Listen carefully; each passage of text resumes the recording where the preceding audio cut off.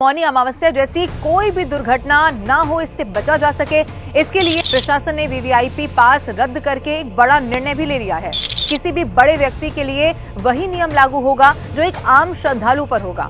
2 senior अधिकारियों को प्रयागराज में तैनात कर दिया है। तो महाकुंभ की व्यवस्थाओं पर बारीकी से नजर रखने वाले हैं और अब पूरे मेला क्षेत्र को नो व्हीकल जोन घोषित कर दिया है। जिस रास्ते से लोग आ रहे हैं उस रास्ते से वो जा नहीं सकेंगे। इसके लिए फिलहाल प्रयागराज के बॉर्डर्स को सील कर दिया गया है। महाकुंभ मेले में मौनी अमावस्या के दिन हुए भगदड़ के बाद मेला प्रशासन ने लोगों की सुरक्षा को देखते हुए कई बड़े निर्णय ले लिए हैं और इसकी घटना के बाद खुद सीएम योगी आदित्यनाथ पूरी व्यवस्था की मॉनिटरिंग कर रहे हैं। इसके साथ ही एक एक गतिविधि पर नजर भी वो रख रहे हैं। हादसे के बाद सीएम योगी आदित्यनाथ ने वरिष्ठ प्रशासनिक और पुलिस अधिकारियों के साथ बैठक की है, जिसमें कई निर्देश उनकी तरफ से जारी किए गए और अब पूरे मेला क्षेत्र को नो व्हीकल जोन घोषित कर दिया है। पूरे मेला क्षेत्र की बात की जाए तो किसी भी प्रकार के वाहनों की आवाजाही पर पूरी तरह से अब रोक रहेगी और ये रोक 4 फरवरी तक इसी तरह से जारी रहेगी। सभी श्रद्धालुओं को पैदल चलकर ही अब संगम या गंगा नदी घाट तक पहुंचना होगा। दूसरे जिलों की बात की जाए तो दूसरे जिले से गाड़ी महाकुंभ ना आए, इसके लिए फिलहाल प्रयागराज के बॉर्डर्स को सील कर दिया गया है।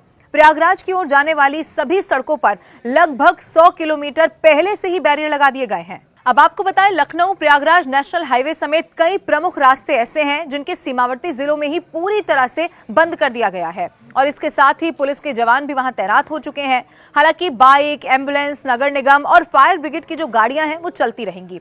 अमृत स्नान के दिन सामान्य दिनों से काफी ज्यादा भीड़ होती है और इसी को ध्यान में रखते हुए ये निर्णय लिया गया है, क्योंकि अब 3 फरवरी को बसंत पंचमी है और इस दिन भी महाकुंभ 2025 का आखिरी अमृत स्नान है और इसीलिए मौनी अमावस्या जैसी कोई भी दुर्घटना ना हो, इससे बचा जा सके, इसके लिए ये नियम अब लागू हो चुके हैं। रेलवे की बात की जाए तो रेलवे ने भी हादसे को देखते हुए प्रयागराज आने वाली जो दर्जनों कुंभ विशेष ट्रेन है उन्हें 2 फरवरी तक निरस्त कर दिया है। इसके साथ ही भारी भीड़ और ट्रैफिक को देखते हुए पड़ोसी राज्यों जिसमें बिहार शामिल है, झारखंड है, छत्तीसगढ़, मध्य प्रदेश है, इसके जो मालवाहक वाहन है उनके लिए 31 जनवरी की सुबह तक यूपी के सीमावर्ती जिलों सोनभद्र, मिर्जापुर, चंदौली, गाजीपुर और इसके अलावा बलिया में आने की अनुमति इन्हें नहीं दी जाएगी। ये यहाँ पर तय कर लिया गया है और खुद सूबे के मुखिया यानी कि सीएम योगी आदित्यनाथ ने महाकुंभ मेला की व्यवस्था को और बेहतर कैसे बनाया जाए, इसके लिए बकायदा 2 सीनियर अधिकारियों को प्रयागराज में तैनात कर दिया है।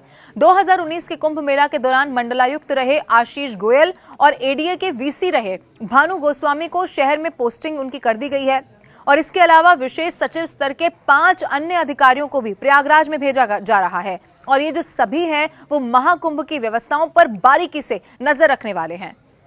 अब आपको यह भी बता दें कि प्रशासन ने समूचे प्रयागराज में रास्ते को 1 वे कर दिया है। इसका मतलब यह हुआ कि जिस रास्ते से लोग आ रहे हैं उस रास्ते से वो जा नहीं सकेंगे और जाने के लिए फिर उसे उन्हें जो रास्ता होगा किसी दूसरे रास्ते का इस्तेमाल करना होगा और इससे एक रास्ते पर भीड़ होने से बचा जा सकेगा।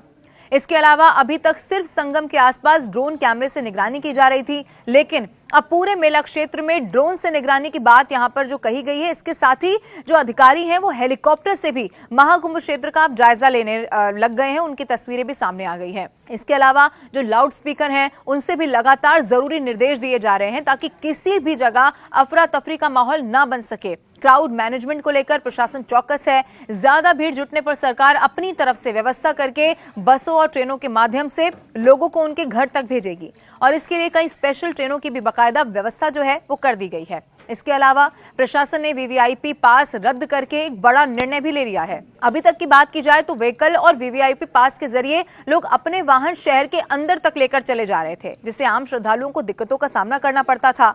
अब इसी वजह से 4 फरवरी तक सभी वीवीआईपी पास कैंसिल रहेंगे। किसी भी बड़े व्यक्ति के लिए वही नियम लागू होगा जो एक आम श्रद्धालु पर होगा। इसके साथ ही साथ एस्कॉर्ट की जो गाड़ियां हैं उनको और किसी भी काफिले पर उनको जाने से रोक रहेगी। देखिए, मेला प्रशासन ने लोगों के लिए कुछ गाइडलाइंस जारी कर दी हैं, जिनमें यह कहा गया है कि कोई भी व्यक्ति अफवाह को ना फैलाए और किसी अफवाह पर भरोसा भी ना करे। इसके साथ ही जो तय रूट है उसी से ही वो घाट पर जाए, कोई शॉर्टकट अपनाने की वो बिल्कुल भी कोशिश ना करे। इसके अलावा किसी भी तरह की दिक्कत होने पर पैनिक की स्थिति बिल्कुल भी ना हो, ना खुद पैनिक हो, ना अपने आसपास लोगों को करें और आसपास मौजूद जो पुलिस अधिकारी हैं उन्हें तुरंत इसकी सूचना दे दें अगर आपको लगता है कि कोई भी किसी भी तरह से अफवाह फैला रहा है। इसका मतलब ये हुआ कि एक बड़ी जो घटना वहां पर हुई उससे प्रशासन ने तो सीख ली ही है, लेकिन अब आम लोगों को भी अपनी समझदारी इसमें बरतने की जरूरत है।